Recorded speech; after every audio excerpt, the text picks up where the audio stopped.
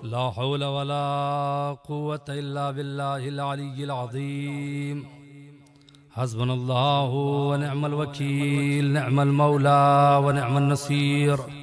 أعوذ بالله من الشيطان الرجيم. بسم الله الرحمن الرحيم.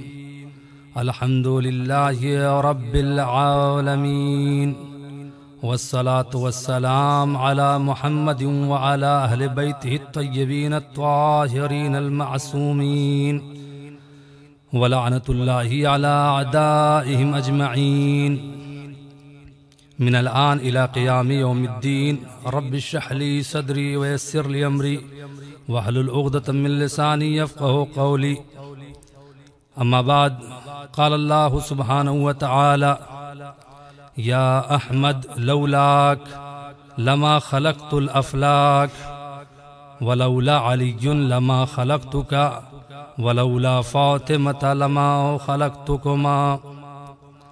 معزز اور محترم ناظرین کرام، سب سے پہلے بارگاہ خداوند عالم میں کربلا معلی سے یہ دعا ہے کہ بار الہ جناب ام البنین سلام اللہ علیہا کے صدقے میں اور بی بی فاطمۃ الزہرا سلام اللہ علیہا کے صدقے میں جن لوگوں نے اس سفرے کا اہتمام کیا ہے اور جن لوگوں نے دعاؤں کی التماس کی ہے، بار الہ ان سب کی تمام حاجات کو قبول فرما. اور جن لوگوں نے مریضوں کی شفا یابی کے لیے دعاؤں کے لیے کہا ہے، دعاؤں کی التماس کی ہے، بار الہ جناب ام البنین کے صدقے میں انہیں جلد سے جلد شفا عاجلہ و کاملہ عطا فرما. اور جن مرحومین کے ایصال ثواب کے لیے جن لوگوں نے یہ اہتمام کیا ہے، بار الہ ان مرحومین کی مغفرت فرما. معزز اور محترم ناظرین کرام، جس حدیث قدسی کی تلاوت کا شرف حاصل کیا، یہ حدیث معصورہ احادیث میں سے ہے.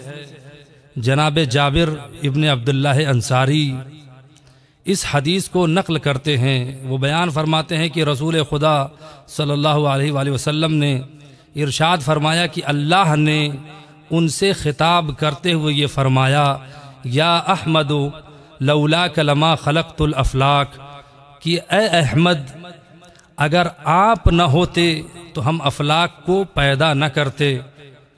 اور اس کے بعد اللہ نے ارشاد فرمایا: ولولا علی لما خلقتک، اور اگر علی نہ ہوتے تو اے رسول ہم آپ کو بھی خلق نہ کرتے اور آپ کو بھی پیدا نہ کرتے. عزیزان گرامی، یہیں پر یہ حدیث قدسی تمام نہیں ہوئی، بلکہ اللہ نے کہا: ولولا فاطمۃ لما خلقتکما، کہ اگر فاطمہ نہ ہوتی تو اے رسول ہم آپ دونوں کو خلق نہ کرتے.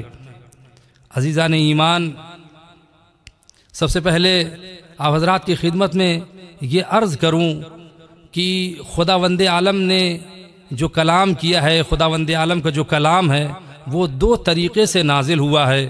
ایک قرآن کی شکل میں جو ہمارے سامنے موجود ہے، جسے ہم اور آپ ہمیشہ پڑھتے رہتے ہیں، اور دوسرے خدا کا وہ کلام ہے کہ جو زبان پیغمبر سے جاری ہوا، جسے حدیث قدسی کہا جاتا ہے.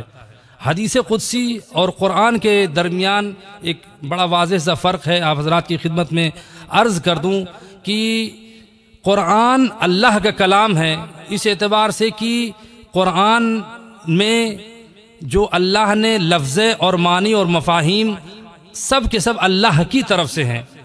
یعنی قرآن میں لفظ بھی اللہ کا ہے اور معنی و مفاہیم بھی اللہ کے ہیں. لیکن حدیث قدسی میں معنی و مفاہیم تو اللہ کے ہیں، لیکن الفاظ جو ہے وہ پیغمبر کے ہوتے ہیں. بس یہی بڑا سا فرق ہے حدیث قدسی اور قرآن کے درمیان. اور جس حدیث کی میں نے تلاوت کی وہ حدیث قدسی ہے کہ اس کے اندر اللہ نے ارشاد فرمایا کہ اے احمد اگر آپ نہ ہوتے تو ہم افلاک کو پیدا نہ کرتے. اور اس کے بعد فرمایا کہ اگر علی نہ ہوتے تو اے رسول ہم آپ کو خلق نہ کرتے، اور اگر فاطمہ نہ ہوتی تو ہم آپ دونوں کو خلق نہ کرتے. اس حدیث کے ذریعے سے جناب فاطمہ زہرا سلام اللہ علیہا کی عظمت آشکار ہوتی ہے، واضح ہوتی ہے.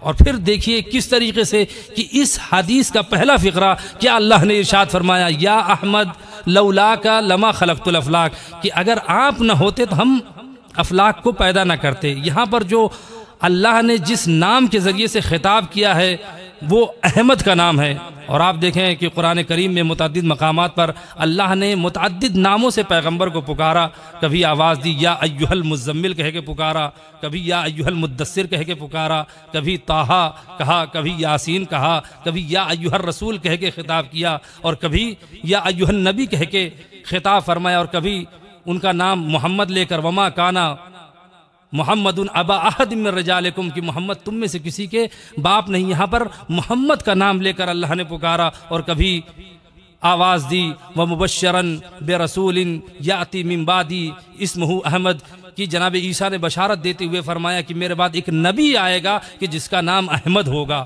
تو عزیزان گرامی اتنے سارے اسما ہیں، لیکن حدیث قدسی میں جس نام سے خطاب ہو رہا ہے وہ نام احمد کا ہے۔ اس کی وجہ کیا ہے؟ اس کی وجہ یہ ہے عزیزان گرامی، یہ جو رسول کا نام احمد ہے یہ آسمانی نام ہے، اور اسی نام کے ذریعے سے گزشتہ نبیوں نے رسول کے آنے کی بشارت دی ہے کہ جو آخری زمانے میں پیغمبر آئے گا اس کا نام احمد ہوگا۔ لہذا اس حدیث میں خطاب ہو رہا ہے یا احمد لولاک لما خلقت الافلاک، کہ احمد اگر آپ نہ ہوتے تو ہم افلاک کو پیدا نہ کرتے۔ اور عزیزان گرامی یہ افلاک ہے کیا؟ افلاک کسے کہتے ہیں؟ تو افلاک کے بارے میں یہ بیان کیا گیا ہے، افلاک کی تعریف یہ کی گئی ہے کہ کل الموجودات التي تدور حیاتها ووجودها فی الکون سواء نعلم بوجودها او لم نعلم، یعنی افلاک کہتے ہیں کہ ہر وہ چیز جو موجود ہو اس کی حیاتها ووجودها فی الکون، یہ تدور حیاتها ووجودها فی الکون کی عالم کون، اس کائنات میں جس کا وجود، جس کی حیات گردش کرے اسے جو ہے افلاک کہا جاتا ہے۔ سواء نعلم بوجودها ام لم نعلم، چاہے ہم اس کے بارے میں جانتے ہوں یا اس کے بارے میں نہ جانتے ہوں، یعنی افلاک یعنی کائنات کی ہر چیز جو دنیا میں گردش کر رہی ہے، گھوم رہی ہے، پائی جاتی ہے، اسے افلاک کہا جاتا ہے۔ اور اس کی تعریف میں یہ کہا گیا کہ چاہے ہم اسے جانتے ہوں یا نہ جانتے ہوں، یعنی پروردگار عالم نے یہ افلاک محمد کے صدقے میں خلق کیا ہے۔ ان میں سے کچھ چیزیں ایسی ہیں کہ جنہیں ہم جانتے ہیں، اور کچھ چیزیں ایسی ہیں کہ جنہیں ہم نہیں جانتے، وہ بھی محمد کے صدقے میں خلق ہوئی ہیں۔ اب عزیزان گرامی، اب ہم کیسے رسول کی حد کو پہچان سکے، رسول کی حد کی پیمائش کیسے ہو سکتی ہے کہ آج کے کچھ مسلمان یہ کہتے ہوئے نظر آتے ہیں کہ رسول ہم جیسے ہیں، رسول ہماری طرح ہیں، ہماری طرح کھاتے ہیں، ہماری طرح پیتے ہیں۔ تو عزیزان گرامی جملہ پیش کروں کہ پہلے رسول کے حد کی پیمائش کیجئے گا، پھر اس کے بعد قد کی بات کیجئے گا۔ تو عزیزان گرامی اللہ نے فرمایا کہ ہم نے یہ کائنات جو سجائی ہے، یہ کائنات جو بنائی ہے، یہ محمد کے صدقے میں ہیں اور ان کی آل کے صدقے میں ہیں۔ اور پھر دیکھیے اور بھی بہت ساری حدیثیں ہیں جن سے ظاہر ہوتا ہے کہ اللہ نے یہ پوری کائنات، یہ پوری دنیا اللہ نے محمد وآل محمد کے صدقے میں خلق فرمائی ہے۔ جیسا کہ رسول اسلام کی ایک حدیث ہے، رسول اسلام فرماتے ہیں لما خلق اللہ الآدم ابو البشر ونفخ فيه من روحه التفت آدم يمنة العرش فإذا في النور 5 أشباه ركعا وسجدا۔ رسول فرماتے ہیں کہ جب پروردگار عالم نے جناب آدم کو خلق کیا، التفت آدم یمنۃ العرش، جناب آدم عرش کی داہنی جانب متوجہ ہوئے تو کیا دیکھا؟ فإذا في النور 5 أشباه ركعا وسجدا، تو وہاں دیکھتے ہیں کہ عرش کی داہنی جانب 5 نورانی پرچھائیاں ہیں جو چمک رہی ہیں۔ اب دیکھا انہوں نے، اور کس حال میں ہے؟ رکعا وسجدا، جو حالت رکوع اور حالت سجدہ میں ہے۔ جب جناب آدم نے یہ دیکھا تو فرمایا قال آدم، جناب آدم کہتے ہیں یا رب هل خلقت احدا من طین قبلی، کہ اے پروردگار عالم کیا تو نے مجھ سے پہلے کسی کو مٹی سے خلق کیا ہے؟